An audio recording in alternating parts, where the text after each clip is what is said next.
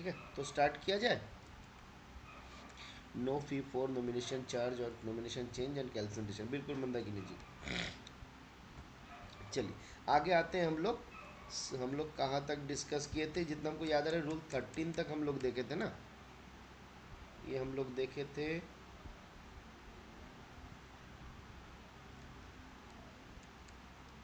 कहाँ तक देखे थे कोई बताइए।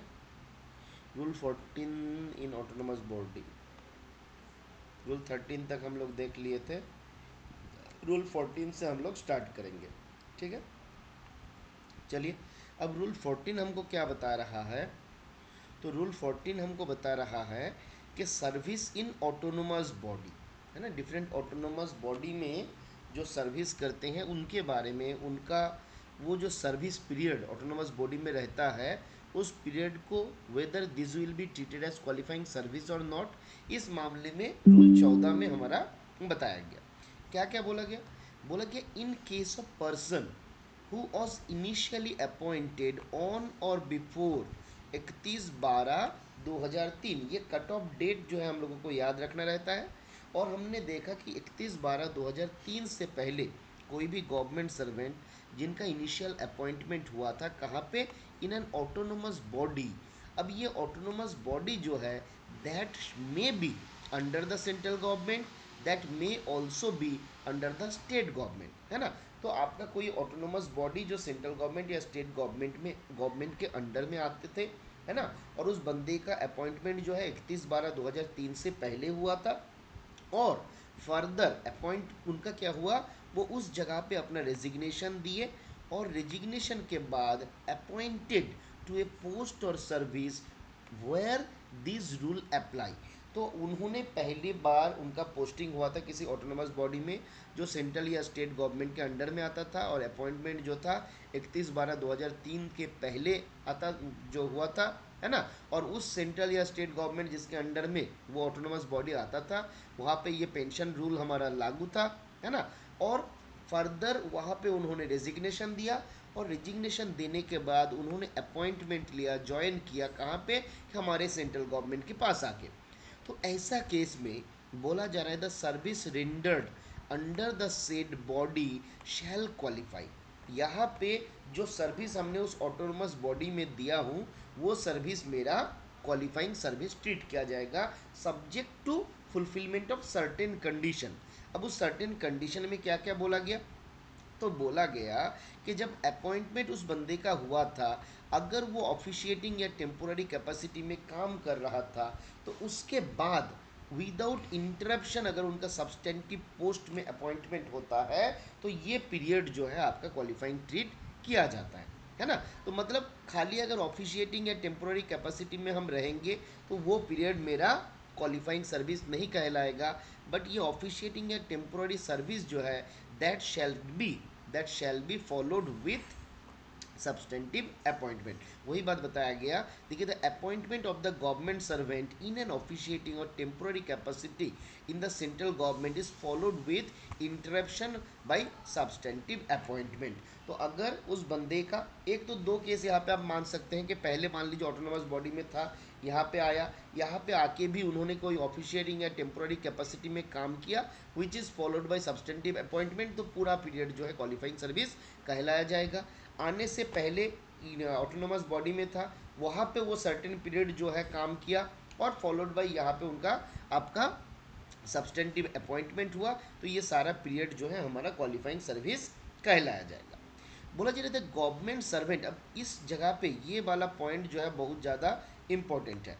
क्या बोला गया, बोला जा रहा था government servant not drawing a separate pension from the set autonomous body. हम लोग पहले भी एक जगह पे देखे थे, ऑटोनोमस बॉडी के बारे में भी हम लोग देखे हुए थे कि ऐसा केस हो सकता है कि कोई बंदा ऑटोनोमस बॉडी से पेंशन लेगा और साथ में सेंट्रल गवर्नमेंट से भी पेंशन लेगा, याद है कौन सा रूल में बताया गया था, कोई बताइए। सोनी जी अभी अभी आप ज्वाइन किए हैं, बाकी लोग गुड इवनिंग सोनी जी।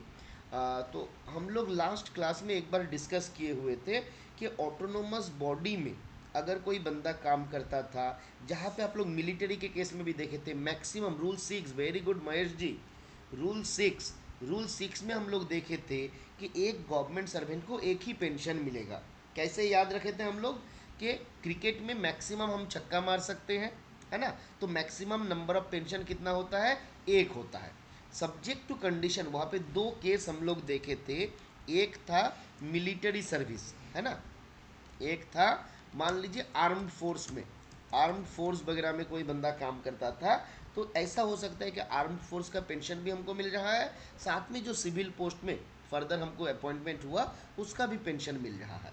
तो ये एक केस हो सकता है। दूसरा हो सकता है ऑटोनोमस बॉडी, कि ऑटोनोमस बॉडी का पेंशन मिल रहा है, साथ में सेंट्रल गवर्नमेंट में जहाँ पे मैं काम कर रहा हूँ उसका भी पेंशन मिल रहा है। तो यहाँ पे क्यों बोल रहा है कि ये जो पुराना वाला ऑटोनोमस बॉडी में काम कर रहा था, यहाँ का पेंशन वो ड्रॉ नहीं कर पाएगा। तो यहाँ पे क्या बोला जा रहा है, देखिए, the government servant not drawing a separate pension from the said autonomous body for the services rendered in that body before acceptance of resignation. फंडा क्या है, अगर ऑटोनोमस बॉडी से मैं पेंशन लेता हूँ, ठीक है, तो दोबारा मैं जब सेंट्रल गवर्नमेंट में मेरा ज्वाइनिंग हुआ है, तो सेंट्रल गवर्नमेंट में भी मेरा क्वालिफाइंग सर्विस काउंट किया जा रहा है। तो इस क्वालिफाइंग सर्विस के भीतर मेरा ऑटोनोमस बॉडी का सर्विस पीरियड काउंट नहीं किया जाएगा, क्योंकि वहाँ से मैं ऑलरेडी पेंशन ले रहा हूँ। बट अगर मैं वहाँ से पेंशन को ड्रॉ नहीं करता हूँ, तो यहाँ पे जो पीरियड ऑटोनोमस बॉडी में जो पीरियड मैंने मेरा सर्विस दिया, that period shall also be counted as qualifying service under the central government. तो क्लियर हुआ, अगर आपको वहाँ का सर्विस लेना है तो आपको पेंशन को त्यागना होगा, और अगर आप पेंशन ले लेते हैं तो वहाँ का सर्विस पीरियड को त्यागना होगा, है ना। तो ये बात हमको याद रखना होगा, इंपॉर्टेंट है, सवाल पूछा जा सकता है। क्लियर है, आगे बढ़ा जाए।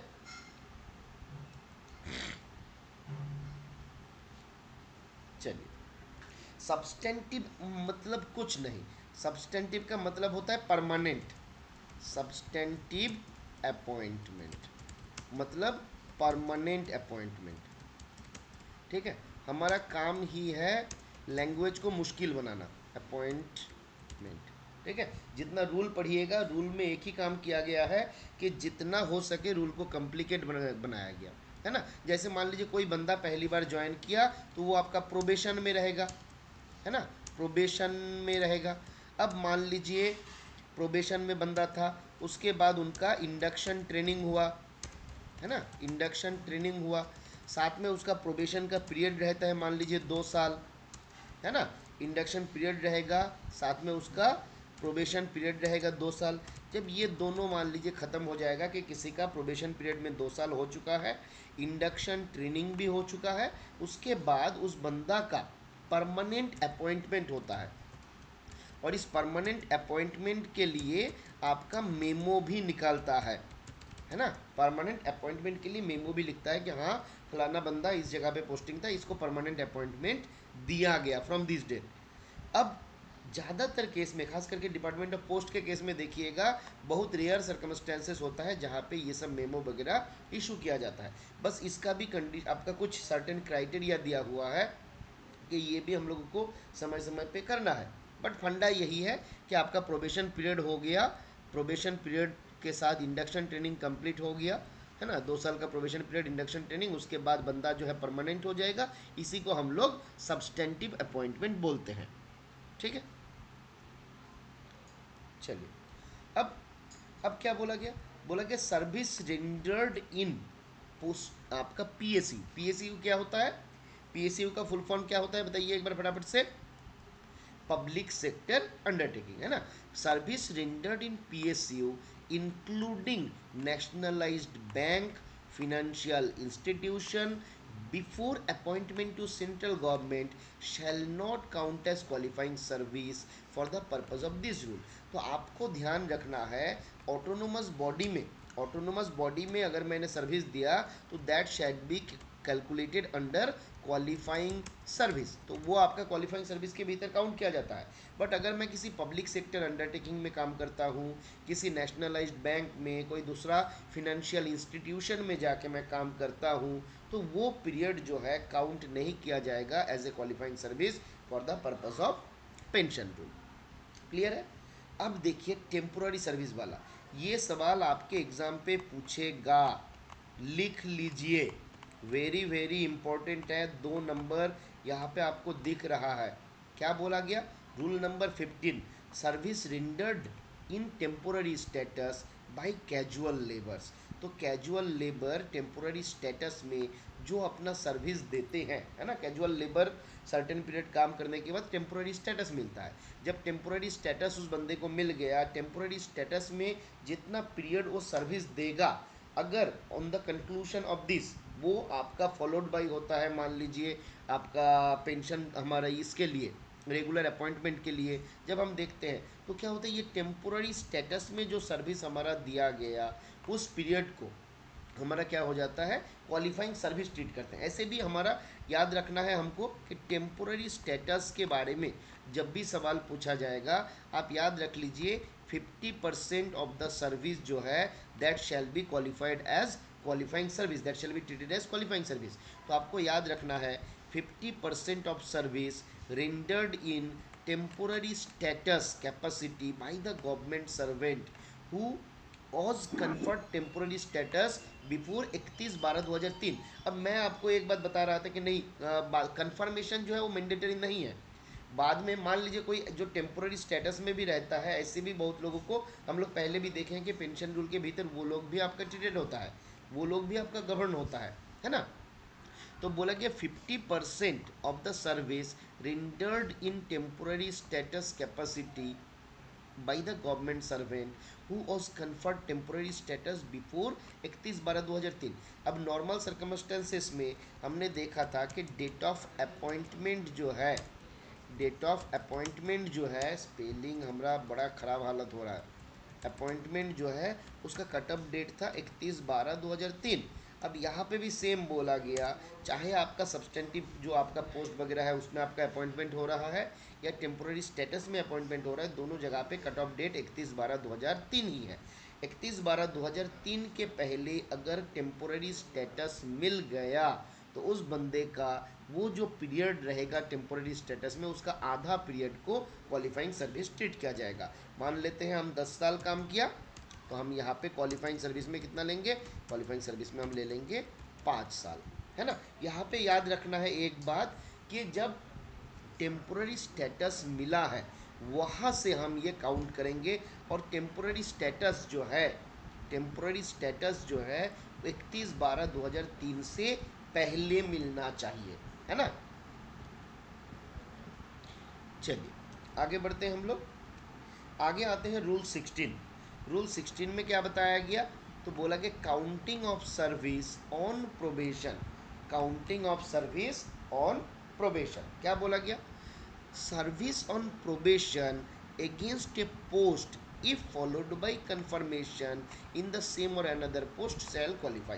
अब बोला गया प्रोबेशन में मैंने कुछ पीरियड काम किया, मैंने प्रोबेशन पे कुछ पीरियड काम किया, और ये जो मेरा प्रोबेशन का पीरियड था, प्रोबेशन पीरियड जो था, this is followed by confirmation, है ना। Probation period is followed by confirmation, तो the probation period shall also be treated as qualifying service. Confirm वाला तो रहेगा ही, साथ में जो प्रोबेशन पीरियड रहेगा that shall also be calculated as, counted as qualifying service. Clear है?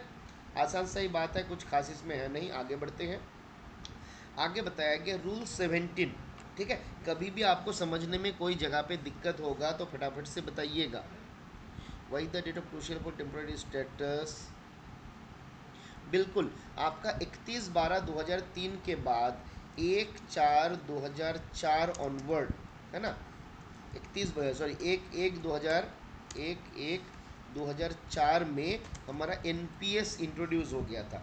तो उसके बाद जिस भी बंदा का अपॉइंटमेंट हुआ है वो सबको हम लोग एनपीएस के भीतर लाते हैं। इसके भीतर कुछ और सर्टेन कंडीशन दिया गया था, ट्रेनिंग वगैरह का केस रिलेटेड कुछ था, है ना। बट आपका 1/1/2004 के बाद जिन लोगों का अपॉइंटमेंट हुआ है जनरली, अब यहाँ पे खाली अपॉइंटमेंट नहीं, यहाँ पे डेट ऑफ नोटिफिकेशन भी देखा गया था बेसिकली, है ना। बाद में जब देखिएगा एक और ऑर्डर आया हुआ था जहाँ पे बोला गया 31/12/2003 के पहले खाली अपॉइंटमेंट नहीं, वहाँ पे डेट ऑफ नोटिफिकेशन भी देखा गया था। उसके पहले अगर एग्ज़ाम का नोटिफिकेशन वगैरह भी आया हुआ था, उन लोगों को भी आपका ओपीएस के भीतर आपका ट्रीट किया गया, कैलकुलेट किया गया है ना। पर 1/1/2004 में आपका एनपीएस आया। एनपीएस इस कारण से हम लोग जो कट ऑफ डेट लेते हैं वो 31/12/2003 का लेते हैं। बिल्कुल सही बताएं आप अनिर्बान जी, है ना।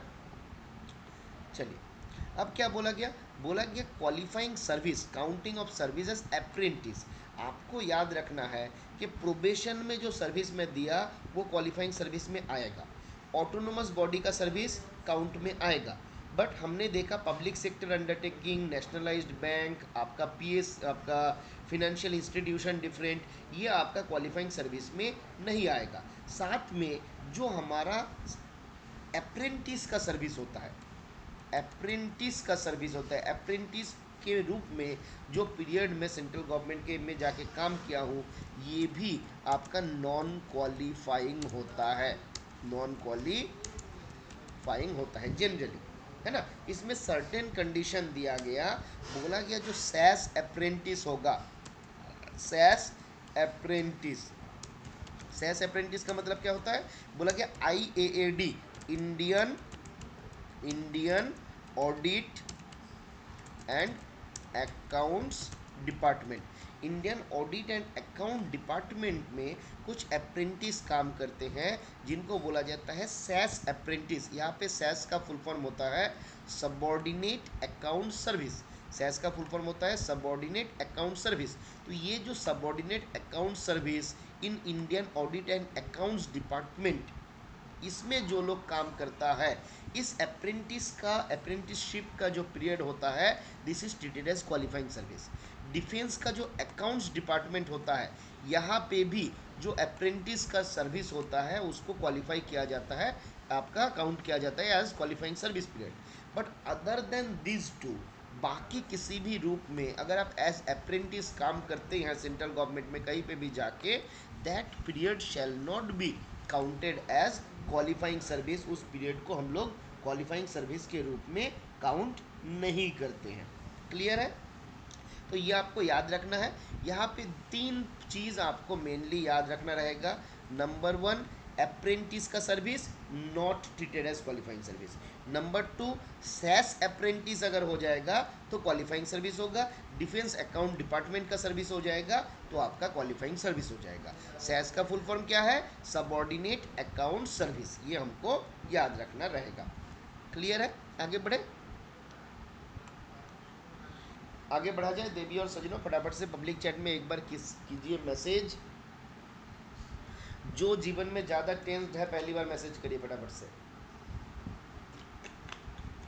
चलिए, शिवेन जी का जवाब आया, हरिंद्र, महेश, बाकी लोग, मंदाकिनी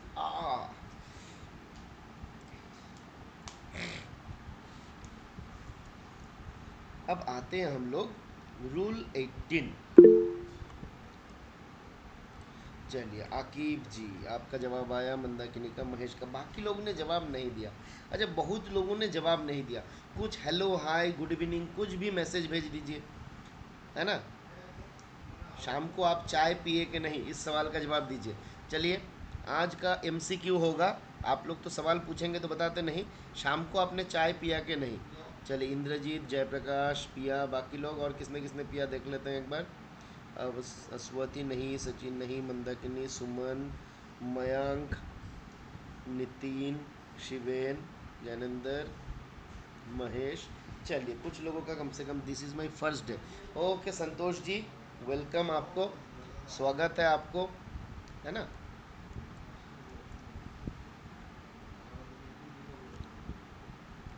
चलिए, आगे बढ़ते हैं हम लोग। Rule 18, counting of service on contract, है ना। तो संतोष जी, एक आपसे मेरा रिक्वेस्ट रहेगा कि आपको, हम शायद पेंशन रूल का पहले भी हम लोग 3 क्लास कर चुके हैं, ठीक है। तो आप उस 3 क्लास को भी थोड़ा सा देख लीजिएगा, ठीक है, पहले वो क्लास देख लीजिएगा तो ये समझने में आपको आसानी होगा, रिलेट कर पाइएगा। आप आज एक काम करिए, फिलहाल आप जुड़े रहिए, दिक्कत नहीं होगा। पर आज के क्लास के बाद आप पहले वो 3 क्लास को आज रात को कल तक ख़त्म कर लीजिए, उसके बाद अगला क्लास अटेंड करिए, ठीक है। तब आपको थोड़ा ज़्यादा सुविधा होगा। ऐसे कोई दिक्कत नहीं होगा, आपको कोई दिक्कत होगा तो आप हमको व्हाट्सएप करिएगा, ठीक है। मेरा नंबर सभी के पास है, मैं उम्मीद करता हूँ। चलिए आगे आते हैं हम लोग। If a person qualifying service, हम लोग यहाँ पे देख रहे हैं कि अगर कोई कॉन्ट्रेक्चुअल सर्वेंट है उनके केस में क्या होगा। तो बोला गया if a person who is initially engaged bye the government on a contract for a specified period and is subsequently appointed on or before 31/12/2003 to the same or another post in substantive capacity in a pensionable establishment without interruption of duty, such period of service shall be counted as qualifying service। तो मेरा appointment हुआ था contract basis पे, है ना। मेरा appointment हुआ था कॉन्ट्रैक्ट बेसिस पे। मान लीजिए 2 साल का कॉन्ट्रैक्ट था, 3 साल का कॉन्ट्रैक्ट था, और मैंने इतना अच्छा काम किया, गवर्नमेंट ने हमको सब्सटेंटिव अपॉइंटमेंट दे दिया, है ना। तो कॉन्ट्रैक्ट फॉलोड बाय अपॉइंटमेंट, है ना, इन ए पेंशनेबल स्टैब्लिशमेंट। तो जब मेरा ये कॉन्ट्रैक्चुअल अपॉइंटमेंट था, उसके बाद सब्सटेंटिव कैपेसिटी में किसी पेंशनेबल स्टैब्लिशमेंट में विदाउट इंटरप्शन मेरा अपॉइंटमेंट होता है before the cut off date, that is 31, on or before the cut off date that is 31 December 2003। तो मेरा जो प्रीवियस पीरियड रहेगा कॉन्ट्रैक्ट में, that period shall also be treated as qualifying service. Clear है। आगे बढ़ते हैं। बोला गया कंडीशन यहाँ पे एक दिया गया, क्या दिया गया, तो बहुत सारा केसेस में कॉन्ट्रैक्ट बेसिस पे जब कोई काम करता है, उस बंदा एक प्रोविडेंट फंड के अंदर में आता है, जिसको हम लोग बोलते हैं कंट्रीब्यूटरी प्रोविडेंट फंड। उसको हम लोग बोलते हैं कंट्रीब्यूटरी प्रोविडेंट फंड, यानी कि सीपीएफ। अब सीपीएफ में क्या होता है, सीपीएफ में मान लीजिए कुछ पोर्शन, जैसे हमारा एनपीएस के केस में होता है, कुछ पोर्शन गवर्नमेंट सर्वेंट का कंट्रीब्यूशन रहता है, कुछ पोर्शन रहता है आपका गवर्नमेंट का कंट्रीब्यूशन।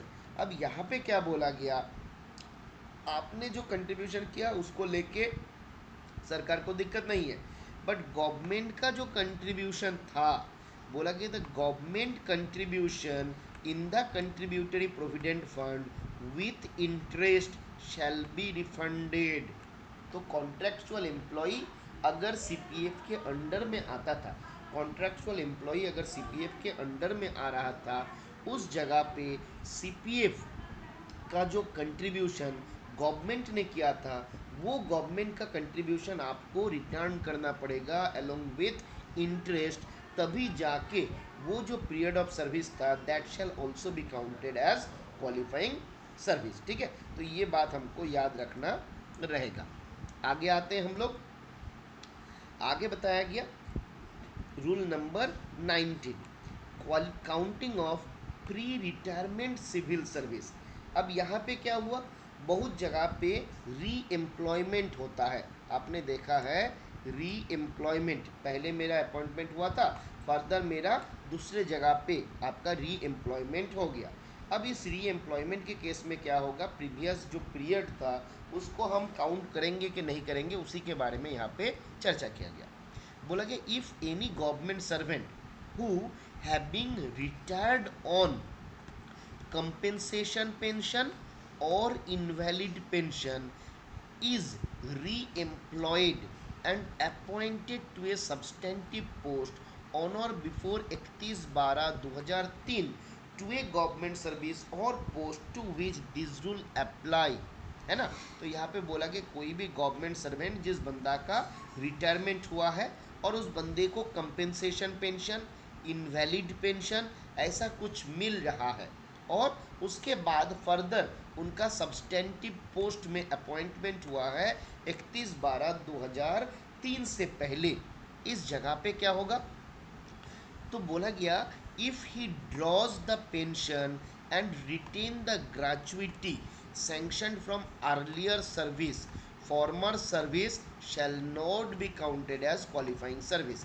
तो पहले आप जिस पद पे काम कर रहे थे, उस पद में काम करने के लिए अगर आप पेंशन लेते हो, अगर जो ग्रेचुइटी मिला है उस ग्रेचुइटी को आप रिटेन करते हो, तो आपको नया वाला एम्प्लॉयमेंट के लिए आपका उस प्रीवियस पीरियड को क्वालिफाइंग सर्विस ट्रीट नहीं किया जाएगा। जैसे हमने ऑटोनोमस बॉडी के केस में भी देखा था, वहाँ से पेंशन मिला, ग्रेचुइटी मिला, बोला भाई पुराना जो बात था, रात गई बात गई, उसको आप वापस कर दो, तभी जाके वो पीरियड को हम काउंट करेंगे, अदरवाइज वो पीरियड को हम क्वालिफाइंग सर्विस के रूप में काउंट नहीं करेंगे। फिर क्या बोला गया? बोला गया if A government servant refund the retirement gratuity amount of commutation and pension he was drawn, the previous service shall be counted as qualifying service। पहले जो हमको पेंशन मिला था, ग्रेचुइटी मिला था, या फिर जो पेंशन अमाउंट हम कम्यूट कर सकते हैं, उस कम्यूटेड अमाउंट को अगर हम वापस कर दिए तो मेरा प्रीवियस सर्विस को क्वालिफाइंग सर्विस ट्रीट किया जाएगा। कोई बताइए कितना परसेंट हम कम्यूट कर सकते हैं मैक्सिमम पेंशन का?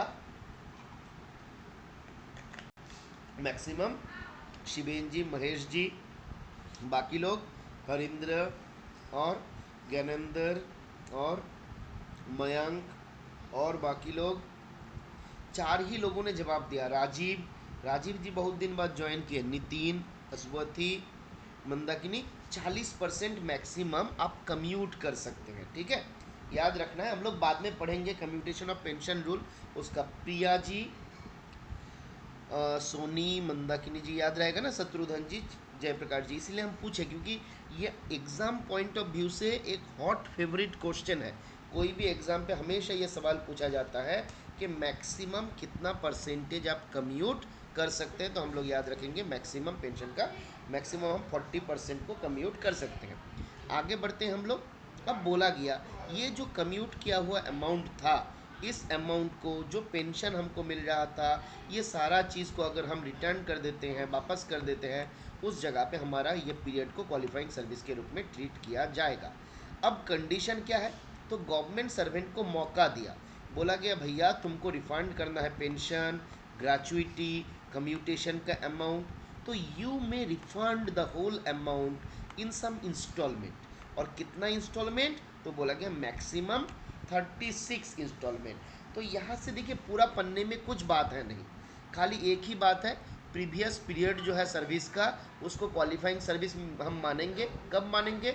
अगर तुमने पेंशन, ग्रेचुइटी, कम्यूटेशन वैल्यू सारा वापस कर दिया। उसके साथ क्या बोला गया कि जब तुम उसको वापस करोगे उसके लिए कितना इंस्टॉलमेंट में वापस करना है? तो बोला गया 36 इंस्टॉलमेंट में उसको वापस करना है। क्लियर है? तो ये नंबर ऑफ इंस्टॉलमेंट जो है ये एग्ज़ाम पॉइंट ऑफ व्यू से इम्पोर्टेंट हो जाता है। आप जब भी पढ़िएगा, जहाँ पे भी कोई नंबर आ रहा है, टाइम आ रहा है, डेट आ रहा है ना, पीरियड आ रहा है, तो वो हमेशा इम्पोर्टेंट हो जाता है। तो आप एक बार फटाफट से बता दीजिए, क्वालिफाइंग सर्विस के रूप में काउंट होने के लिए पेंशन, ग्रेचुइटी, कम्यूटेशन वैल्यू को कितना इंस्टॉलमेंट में हमको रिफंड करना होता है? मैक्सिमम कितना इंस्टॉलमेंट में हमको रिफंड करना होगा? फटाफट से बताइए। बिल्कुल, वेरी गुड, 36 इंस्टॉलमेंट में हमको इसको रिफंड करना होता है। आगे बढ़ते हैं। चलिए, रूल 19 में और क्या बताया गया? बोला गया in case of government servant who having elected to refund gratuity. अब मैंने डिसाइड किया कि ग्रेचुइटी का पैसा वापस कर दूंगा, बट ये वापस करने से पहले ही ऊपर वाला का बुलावा आ गया and the government servant dies before the entire amount is refunded.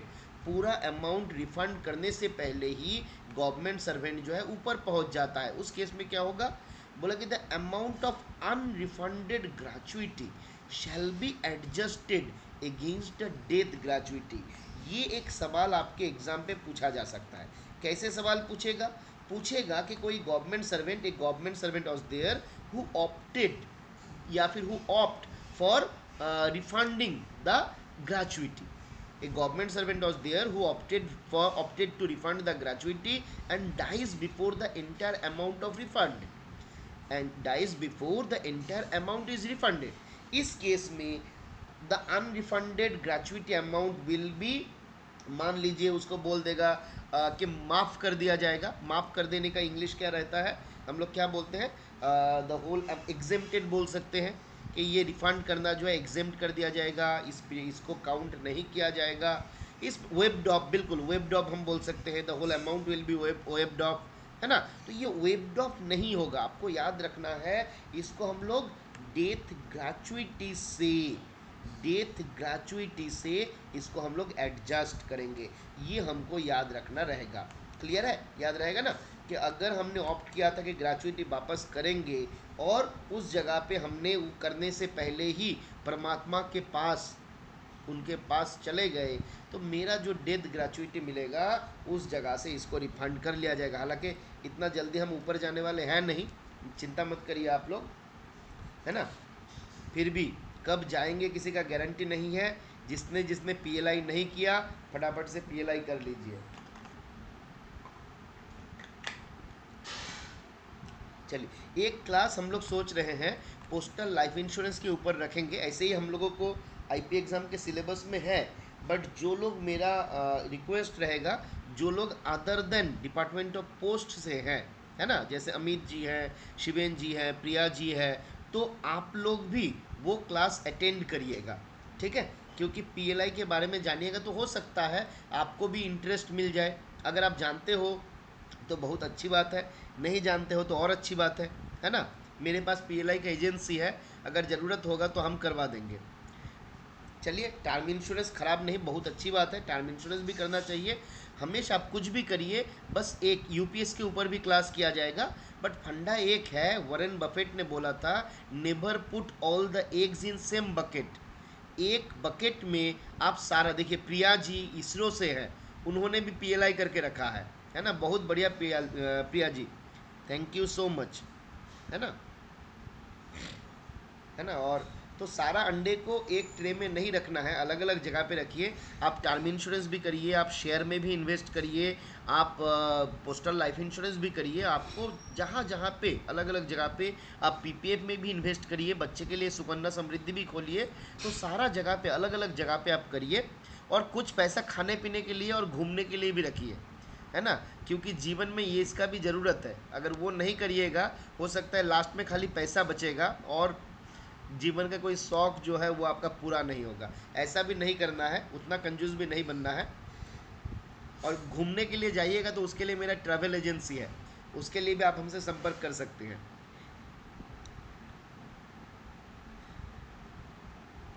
सारा करने के लिए गवर्नमेंट सैलरी बढ़ाना है। चलिए, आपको थोड़ा सा हिसाब करके करना पड़ेगा। जो लोग पैसे से पैसा बनता है, सुमन जी, चलिए, हमको तो मालूम नहीं आपका कितना सैलरी है। एक बार आप अपना सैलरी स्लिप भेजिएगा हमको, फिर जाके हम लोग डिस्कस करेंगे। 25 तारीख तक पैसा, अरे 25 तारीख तक पैसा ख़त्म होता है राजीव जी, मतलब आपका पैसा बहुत लंबा रहता है ना।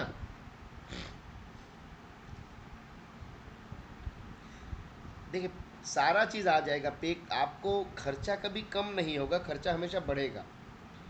एनपीएस वर्सेस यूपीएस के ऊपर बिल्कुल हम लोगों को एक बार डिस्कस करना रहेगा प्रिया जी, और हम लोग बहुत जल्दी इसको करेंगे, है ना। पेंशन, चलिए हम लोग एक काम करते हैं, पेंशन रूल ख़त्म करते हैं, फिर एनपीएस के ऊपर एक क्लास तो मेरा था, हम एक और क्लास उसको करना है। उसके बाद हम लोग यूपीएस का भी एक क्लास करेंगे, क्योंकि 1 जुलाई तक हम लोगों को ऑप्शन फर्निश करना है कि हमको एनपीएस लेना है कि यूपीएस लेना है, जिस कारण से उसके पहले एक क्लास हम लोगों का होना ज़रूरी है ना। तो वो हम लोग बिल्कुल करेंगे, हमको खुद पढ़ना है, क्योंकि हम भी नहीं पढ़े हैं अभी से, ठीक है। चलिए, आगे आते हैं हम लोग। अब आते हैं रूल 20 में बताया गया counting of military service. Counting of military service में क्या क्या बोला गया, तो बोला गया, if a government servant wants to continue to draw military pension or retain gratuity received on discharge from military service, his former military service shall not count as qualifying service। तो सारा जगह पे फंडा सेम है। आप अगर previous जो qualifying service है, प्रीवियस जो सर्विस है उसको, एक मिनट प्लीज वेट करिए।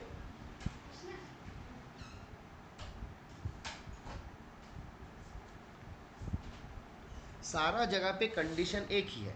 अगर आप प्रीवियस जो सर्विस है उसको आप काउंट करवाना चाहते हो, अगर प्रीवियस सर्विस को आप काउंट करवाना चाहते हो तो आपको पुराना वाला पेंशन वगैरह जो है उसको छोड़ना पड़ेगा। अगर आप पुराना वाला लेना चाहते हो तो that period shall not be counted as qualifying service. If a government servant refund the retirement gratuity, amount of commutation and pension he was drawn, the previous service shall be counted as qualifying service। जो 19 में भी हम लोग देखे थे, है ना, सारा जगह पे सेम कंडीशन है। क्लियर है? 19 और 20, 19 में हम लोग देखे थे प्री रिटायरमेंट सिविल सर्विस, 20 में हम लोग देख रहे हैं counting of military service. Reemployed military pensioner should exercise the option under rule 19 within 1 year from the date of reemployment. अच्छा, 1 मिनट प्लीज़ वेट करिए। हाँ, 1 मिनट प्लीज़ वेट करिए। बहुत अच्छा बात यहाँ पे छेड़े हैं, but they get both pension, बिल्कुल सही बात है। बट फंडा क्या है, दोनों पेंशन तो मिलता है, बट सेकंड मान लीजिए क्या हुआ, हमने मिलिट्री में हम मेरा आर्म्ड फोर्स में मैं था, और आर्म्ड फोर्स में मैंने आपका 15 साल काम किया था, ठीक है। फिर मान लीजिए मैंने सिविल में आया, सिविल में आके मैंने 12 साल काम किया, तो मुझे क्या होगा, ये 15 साल के लिए आर्म्ड फोर्स का जो पेंशन है वो मिलेगा उसके हिसाब से जो पेंशन मिलना चाहिए। फिर ये 12 साल के लिए सिविल का पेंशन मिलेगा। अब अगर मैं क्या करता हूँ, इसका वो पेंशन जो है वो नहीं लेता हूँ, तो यहाँ पे मुझे सिविल में 15 + 12 27 साल के लिए जो हमारा क्वालिफाइंग सर्विस होगा उस हिसाब से मेरा क्वालिफाइंग सर्विस मान लेगा 27 साल, उस हिसाब से जो मेरा पेंशन वगैरह होगा सारा चीज़ जो रहेगा उसको मिलेगा। क्लियर है? तो क्वालिफाइंग सर्विस मेरा जो है, आप अगर जब दोनों पेंशन हमको मिलता है तो प्रीवियस वाला क्वालिफाइंग सर्विस इसके भीतर हम नहीं लेते हैं, उसका सर्विस अलग होता है, इसका सर्विस अलग होता है। ठीक है शिवेन जी?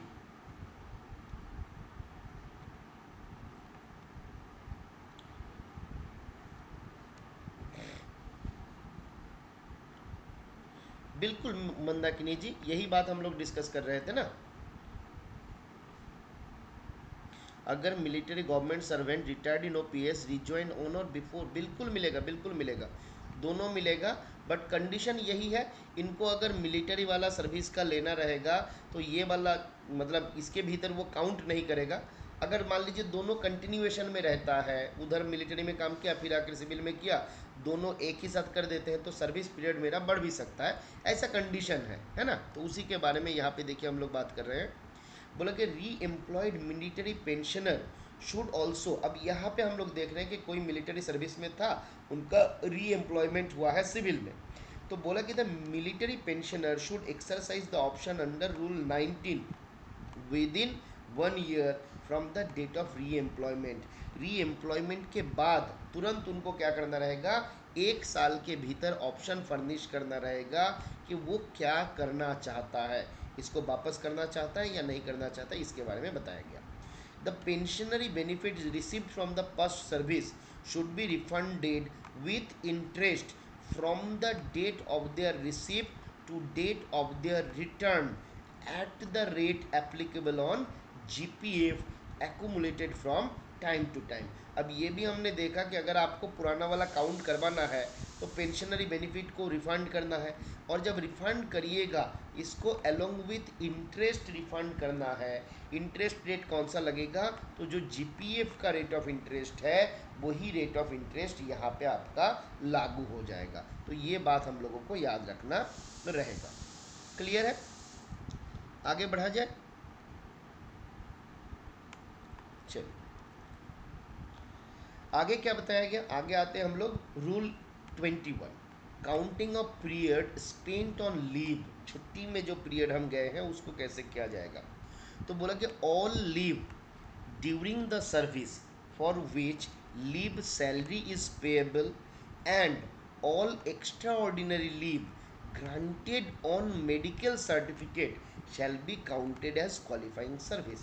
तो देखिए जहाँ पे सैलरी के लिए हमको लीव सैलरी मिलेगा, पेमेंट मिलेगा, है ना, वो पीरियड मेरा क्वालिफाइंग सर्विस के रूप में काउंट होगा। एक्स्ट्रा ऑर्डिनरी लीव अगर वो मेडिकल ग्राउंड पे है वो मेरा क्वालिफाइंग सर्विस ट्रीट होगा। अब सर्टेन कंडीशन दिया गया, for extra ordinary leave other than on medical certificate. पहले तो मैंने देखा मेडिकल सर्टिफिकेट अगर है, एक्स्ट्राऑर्डिनरी लीव अगर है, वो सारा हमारा काउंटिंग सर्विस में काउंट किया जाएगा। अब जहाँ पे extraordinary leave other than medical certificate है, वहाँ पे क्या होगा? तो बोला गया for extraordinary leave other than on medical certificate granted by the appointing authority for the period of that leave may be allowed to count as qualifying service due to his inability to join or rejoin duty on account of civil commotion। एक हो गया civil commotion. Civil commotion का मतलब क्या हुआ? कहीं पे जंग छिड़ गया, कहीं पे आपका मान लीजिए दंगा हो गया, है ना? तो दंगा हो गया, सिविल कमोशन हो गया। इस प्रकार से अगर कोई घटना होता है, उस कारण से अगर कोई गवर्नमेंट सर्वेंट ड्यूटी में नहीं जा पाता है, उस दिन को क्या किया जा सकता है? आपका आपका अगर वो एक्स्ट्राऑर्डिनरी लीव रहता है ऑन आपका, हालांकि ये वाला जो बात है ये ठीक पचता नहीं है इस कारण से, क्योंकि जनरल सर्कमस्टेंसेस से आप बताइए, सिविल कमोशन के कारण अगर कोई नहीं जा पाता है, उस दिन को हम लोग क्या ट्रीट करेंगे? एक्स्ट्राऑर्डिनरी लीव ट्रीट करेंगे या फिर हमारा स्पेशल लीव ट्रीट करेंगे, स्पेशल सीएल ट्रीट करेंगे? क्या किया जाएगा? हम लोग जब देखे थे, हमने देखा था उस पीरियड को हम लोग स्पेशल सीएल ट्रीट करते हैं, है ना? फिर भी आप याद रख लीजिएगा इस लाइन को, यहाँ पे दिया गया पेंशन रूल में, तो कुछ फंडा होगा, बट हम लोग जानते हैं कि उसको स्पेशल सीएल ट्रीट किया जाता है। बट किसी कारणवश अगर ऐसा है कि सिविल कमोशन के कारण अगर कोई गवर्नमेंट सर्वेंट ज्वाइन नहीं कर पाया, उस जगह पे उस डे को अगर एक्स्ट्राऑर्डिनरी लीव ट्रीट भी किया गया, तो उस जगह पे वो हमारा क्वालिफाइंग सर्विस के भीतर ट्रीट होता है। दूसरी बात, higher scientific and technical studies, जब कोई गवर्नमेंट सर्वेंट स्टडी लीव में जाता है, या फिर मान लीजिए higher scientific and technical study leave, अब मान लीजिए हमने 2 साल का स्टडी लीव लिया, अब उसके बाद हमको और छुट्टी में रहना है, कुछ कारणवश उससे ज़्यादा हमको छुट्टी था नहीं और मैं एक्स्ट्रा ऑर्डिनरी लीव में रह गया, तो ये एक्स्ट्रा ऑर्डिनरी लीव में मेरा क्वालिफाइंग सर्विस के रूप में काउंट किया जाएगा। क्लियर है? यहाँ पे फंडा हमने क्या क्या याद रखा? तो यहाँ से मेन बात मेरा ये है कि कोई भी लीव विथ सैलरी, ये मेरा काउंट होगा एज क्वालिफाइंग सर्विस। फिर मैंने क्या देखा? Extra ordinary leave with medical, extra ordinary leave on medical ground, ये तो 100% आपका ट्रीट होगा क्वालिफाइंग सर्विस में। फिर क्या बोला गया? एक्स्ट्रा ऑर्डिनरी लीव कौन सा ग्राउंड पे? On civil commotion, civil commotion के ग्राउंड पे, तो वो वाला भी मेरा क्वालिफाइंग सर्विस ट्रीट होगा, है ना? और तीसरा केस मैंने क्या के देखा? चौथा केस, हायर साइंटिफिक या टेक्निकल स्टडीज़ के लिए अगर कोई बंदा जाता है, तो वो पीरियड भी मेरा आपका ट्रीट हो जाएगा क्वालिफाइंग सर्विस के रूप में। ठीक है, याद रहेगा? अब देखिए यहाँ पे फंडा ये भी है कि मान लीजिए एक्स्ट्रा ऑर्डिनरी लीव जो रहता है ना, आप जब पढ़िएगा या फिर आप लोग ऑलरेडी पढ़ चुके हैं, वहाँ पे बताया जाता है कि कोई बंदा इवन इफ उनके पास दूसरा छुट्टी है, फिर भी वो एक्स्ट्रा ऑर्डिनरी लीव में जा सकता है ना? उनके पास छुट्टी है, फिर भी वो चाहता है तो एक्स्ट्रा ऑर्डिनरी लीव में जा सकता है। अब जो गवर्नमेंट सर्वेंट सिविल कमोशन में था, उस बंदे को मालूम ही नहीं है कि हमको उस मामले में स्पेशल सीएल मिल सकता है ना? और उसने एक्स्ट्राऑर्डिनरी लीव के लिए ही आवेदन किया और हमने सैंक्शन भी कर दिया, तो वो पीरियड भी हम लोग क्वालिफाइंग सर्विस के रूप में ट्रीट करेंगे। इसको इस तरीके से हम लोग जस्टिफाई कर सकते हैं, है ना? संतोष जी, आप कुछ बताना चाहते हैं? मन में कोई सवाल है तो आप पब्लिक चैट में भी पोस्ट कर सकते हैं। हमारा मन की बात,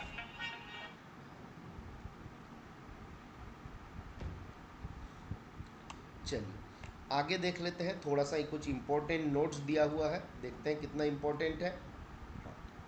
बोला गया, a definite entry shall be made in the service book of the government servant to the effect that period of extraordinary leave shall not be treated as qualifying service or not। तो कोई भी government servant जब extraordinary leave में जाते हैं, उस जगह पे उनके सर्विस बुक में एक क्लियर एंट्री होगा whether the period of extraordinary leave shall be treated as qualifying service और नॉट। इसको हम क्वालिफाइंग सर्विस के रूप में ट्रीट करेंगे या नहीं, ये डेफिनेट एंट्री जो है करना रहेगा सर्विस बुक में।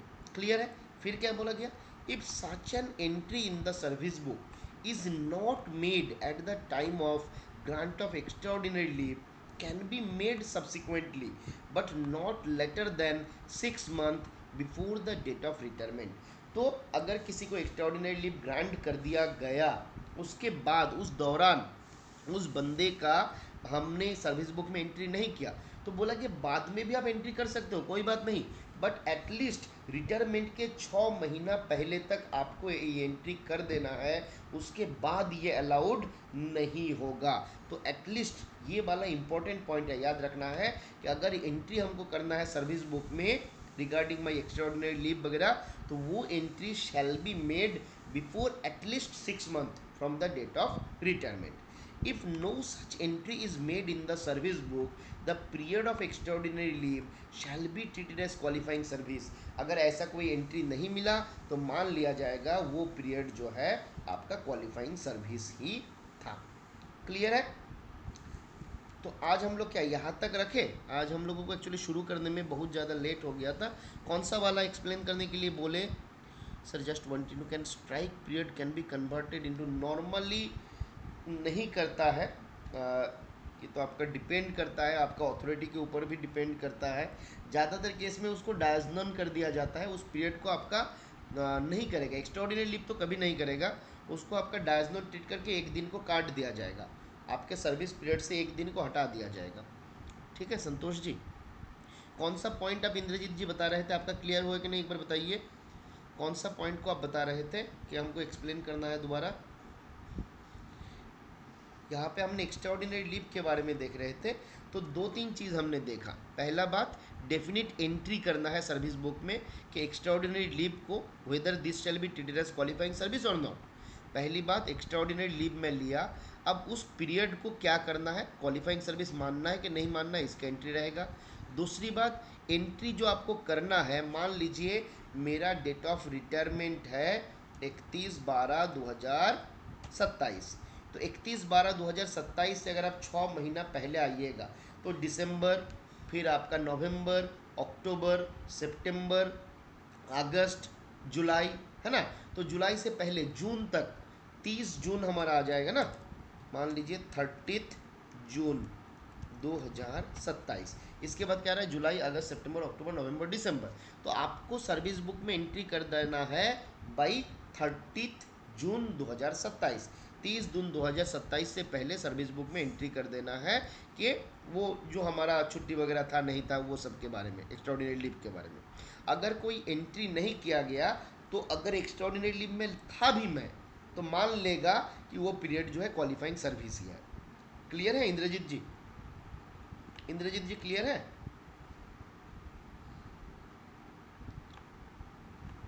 चलिए, तो आज हम लोग ना यहाँ पे ही समाप्त करते हैं, और हम लोग कल प्रयास करेंगे पूरा के. थोड़ा एक्चुअली कुछ दिन से कुछ कारण से, मेरा पर्सनल एंगेजमेंट के कारण से हमको टाइम बहुत कम मिल रहा है और मैं आप लोगों को सही से समय नहीं दे पा रहा हूँ. ठीक है, तो थोड़ा सा कुछ दिन एडजस्ट कर लीजिए. हम प्रयास करते हैं बहुत जल्द से कि हम लोग पूरा और एकदम अच्छे से प्रिपरेशन कर पाए, है ना. चलिए, तो आज हम लोग यहाँ पे ख़त्म करें. चलिए, गुड नाइट. आज एक्चुअली मेरा भैया भी आया हुआ है घर पे, और वो हमको उधर बैठ के गाली दे रहा होगा कि उसको हम घर पे बुला के हम लोग क्लास डिस्कशन कर रहे हैं, है ना. चलिए, तो अभी जाके भैया का गाली खाते हैं है ना. जैसे जैसे मेरा एमएससीपी को नहीं होगा 6 दिन बढ़ गया क्योंकि डायजनोन कर दिया था. चलिए, आप तो अच्छा स्ट्राइक करते हैं मुझे लग रहा है. चलिए, चलिए मैं बिल्कुल शेयर कर देता हूँ Gyanendra ji. Okay, good night to all of you. Thank you so much. Good night.